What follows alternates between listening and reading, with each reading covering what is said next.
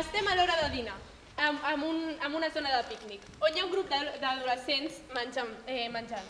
Anem a veure si algun d'ells està menjant macarrons.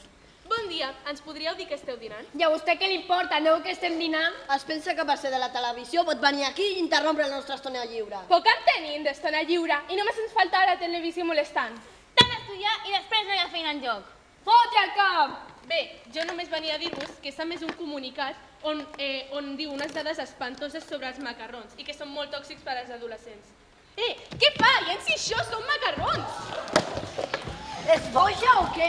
Ens és igual. Ara resulta que no podem menjar macarrons. Au, va!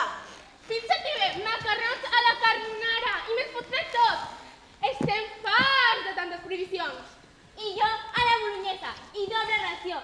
Els macarrons són dolents per la salut dels adolescents, però quina tonteria és aquesta? El que és dolent per la salut és la Conselleria de Salut. Això! Els macarrons seran sempre nostres! Els macarrons seran sempre nostres!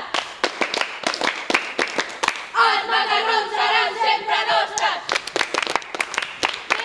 Bé.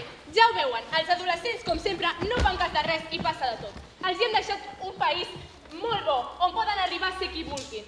I ara, qui ens pagarà les pensions? El nostre país està en mans d'aquests irresponsables. Reflexionem-hi, sisplau, reflexionem-hi.